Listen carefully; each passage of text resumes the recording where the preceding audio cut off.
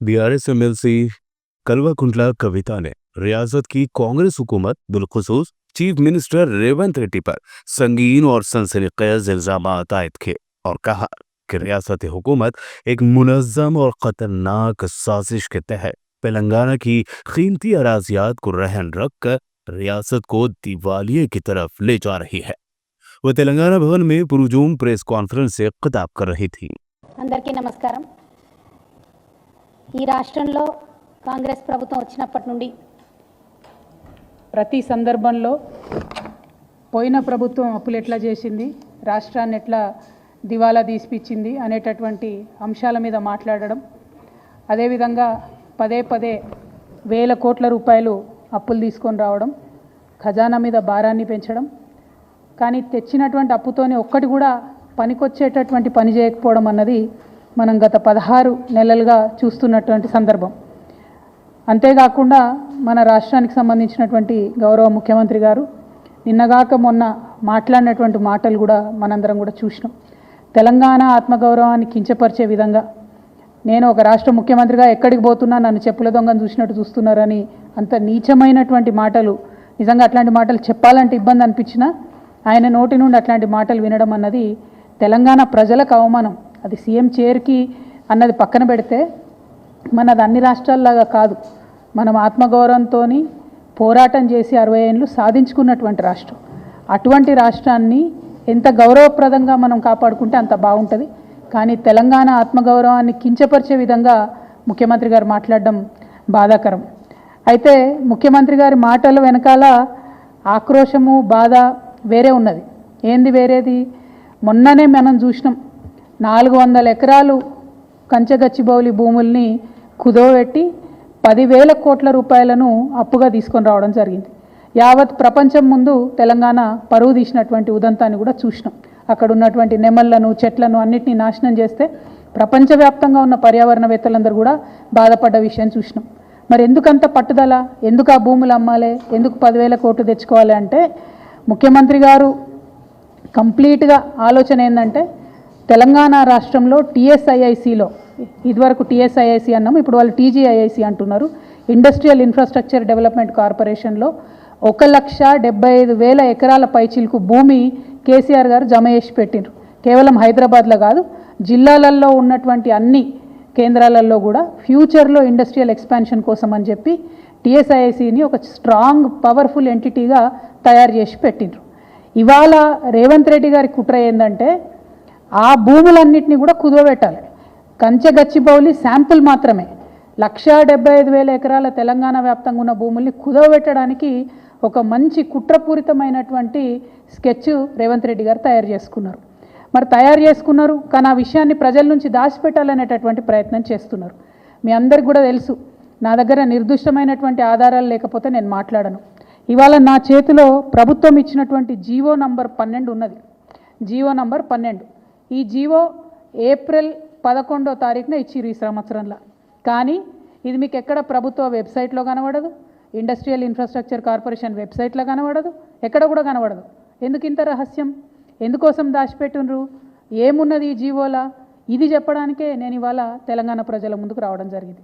ఈ జీవోలో ఏం చెప్తుందంటే ప్రభుత్వము ఇప్పటి వరకు Telangana state industrial infrastructure corporation అనేటటువంటిది ఒక ప్రైవేట్ లిమిటెడ్ కంపెనీగా ఉన్నది. ఇప్పుడు దాన్ని రేవంత్ రెడ్డి గారి ప్రభుత్వం నిర్ణయం తీసుకొని పబ్లిక్ లిమిటెడ్ కంపెనీ కింద మార్చడం జరిగింది. మరి ఏం మార్పు వస్తుంది ప్రైవేట్ లిమిటెడ్ కంపెనీ నుంచి పబ్లిక్ లిమిటెడ్ కంపెనీ చేస్తే అంటే ఇంకా 1,000 కోట్లు ఎక్కువ రుణాలు తీసుకొచ్చేటటువంటి అవకాశం ఉంటుంది.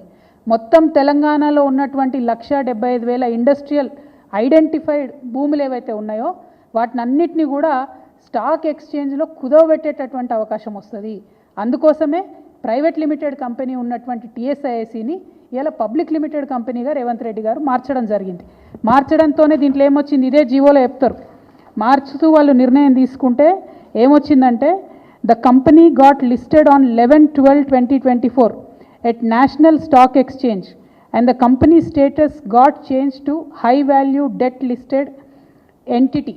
అంటే హై వాల్యూలో డెట్ తీసుకోవడానికి, అప్పులు తీసుకోవడానికి, 1,000 కోట్ల అప్పులు తీసుకోవడానికి ద్వారాలు తెరిచినటువంటి ప్రభుత్వం, కాంగ్రెస్ ప్రభుత్వం తెరిచినటువంటి ముఖ్యమంత్రి గారు రేవంత్ రెడ్డి గారు. ఇవాళ నేను రేవంత్ రెడ్డి గారిని అడుగుతా ఉన్నా, మీరు ఒకవేళ ప్రైవేట్ లిమిటెడ్ కంపెనీ నుంచి పబ్లిక్ లిమిటెడ్ కంపెనీ చేస్తే పబ్లిక్ దగ్గర ఈ విషయం ఎందుకు దాచిపెట్టినరు? నెల రోజులైతే ఈ విషయాన్ని, ఈ జీవోను ఎందుకు మీరు వెబ్సైట్లో పెడతలేరు? ఎందుకు మీరు ఎక్కడ సమావేశాల్లో చెప్తలేరు? ఒకవేళ ఈ మార్పు చేయడానికి, private limited to public limited చేయడానికి మీరేమైనా నిపుణుల కమిటీ వేసిండ్రా? ఎందుకోసం తెలంగాణ భూములన్నీ తీసుకుపోయి స్టాక్ ఎక్స్చేంజ్లో కుదోబెడుతున్నారు?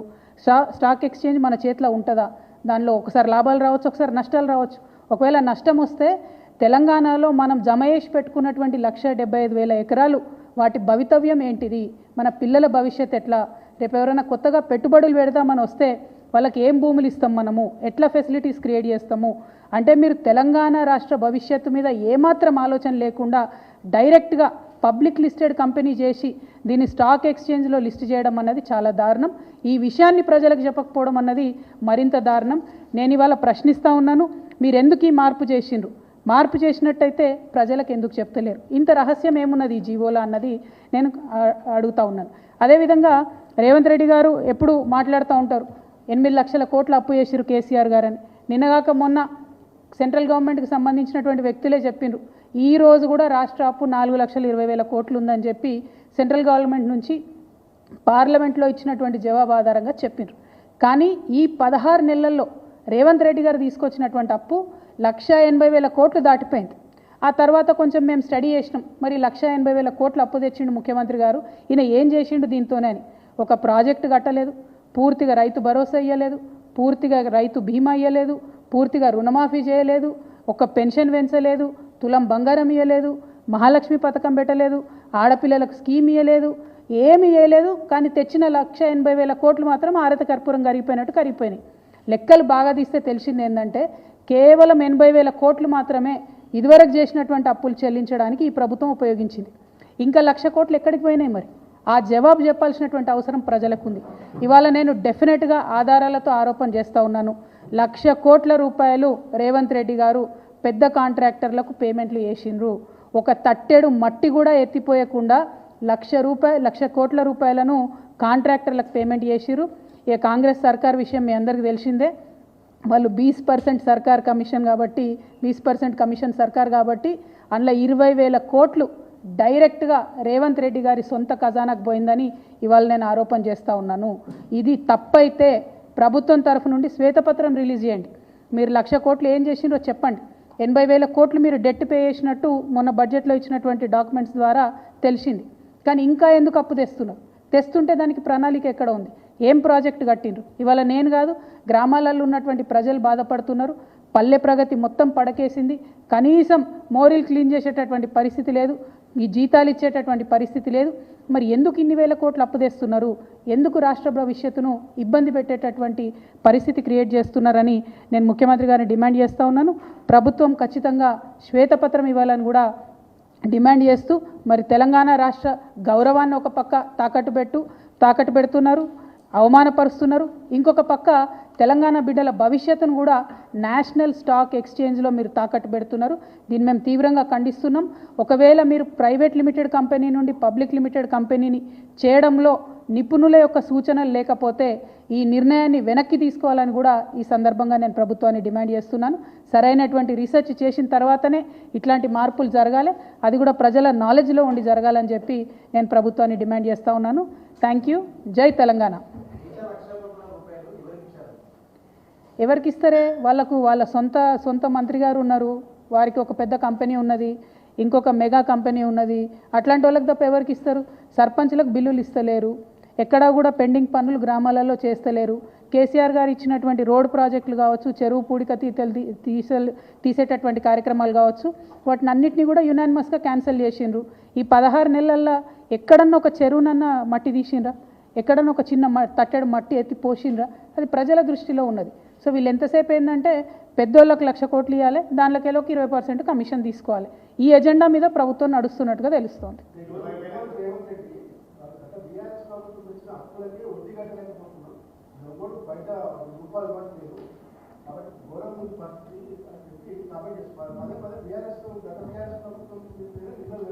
అంటే రాములన్న మీరు లేటుగా వచ్చిండ్రు, నేను అదే చెప్పిన, ముఖ్యమంత్రి గారు మన రాష్ట్ర భవిష్యత్తును తాకట్టు పెట్టే విధంగా, రాష్ట్ర గౌరవాన్ని కించపరిచే విధంగా క్షేత్రస్థాయిలో ఉండేటటువంటి వ్యక్తులు కూడా మాట్లాడనటువంటి భాషలో మాట్లాడుతూ ఉన్నారు.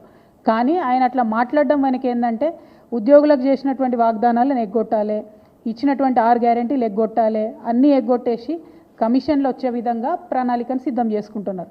కాంగ్రెస్ అంటేనే కరప్షన్, దానికి మళ్ళొకసారి ఈ ముఖ్యమంత్రి గారు ప్రూఫ్ చేస్తూ ఉన్నారు. 100% మీరు వాళ్ళని ఇవ్వమనండి, ప్రభుత్వాన్ని శ్వేతపత్రం ఇవ్వమనండి, అసలు కాంట్రాక్టర్లకు ఎంత పేమెంట్ చేసిరు అడగమనండి, ఎక్కడొక తట్టెడు మట్టి ఎత్తిపోసిరు అడగమనండి, కొత్త ప్రాజెక్ట్ ఏమైనా డిజైన్ చేసిండ్రా, కొత్త ప్రాజెక్టులు అంత వర్క్ అయిపోయిందా, మీరు 1,00,000 కోట్లు బిల్లు ఇచ్చేంత వరకు మీరు 16 నెలల్లో చేయగలిగినరా, అది సాధ్యమవుతుందా ఫిజికల్గా? ఒకసారి పత్రికా మిత్రులు కూడా దయచేసి ఇన్వెస్టిగేట్ చేయమని నేను మిమ్మల్ని కూడా అడుగుతున్నా. నా దగ్గర ఆధారాలు ఉన్నాయి కాబట్టి నేను ఆరోపణ చేసిన, నేను చేసిన ఆరోపణ తప్పైతే వాళ్ళని శ్వేతపత్రం ఇవ్వమనండి, ప్రూవ్ చేసుకోమనండి. ఎన్ని బిల్లులు కాంట్రాక్టర్లకు ఇచ్చారు, సర్పంచ్లకు ఎన్ని బిల్లులు ఇచ్చిండ్రు, వాళ్ళు ఇచ్చినటువంటి 6 గ్యారెంటీలలో ఎన్ని పథకాలకు ఎన్ని డబ్బులు పెట్టిండ్రు, వాళ్ళని ఆధారాలు ఇవ్వమని చెప్పండి. సారీ,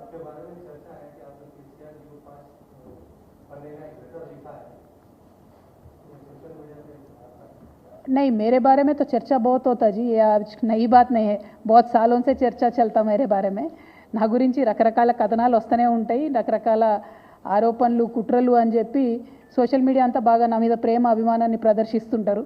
నేను రిక్వెస్ట్ చేసేది ఒకటే, ఇవన్నీ ఎవరు చేస్తున్నారు ఏందో అన్నీ తెలుసు నాకు, కానీ సమయం సందర్భం వచ్చినప్పుడు మాట్లాడతాం. ఇట్లాంటి అంశాలను పెద్దగా ప్రాధాన్యత ఇచ్చి మాట్లాడాల్సినటువంటి అవసరం ఇప్పుడు లేదని చెప్పి నేను భావిస్తూ ఉన్నాను.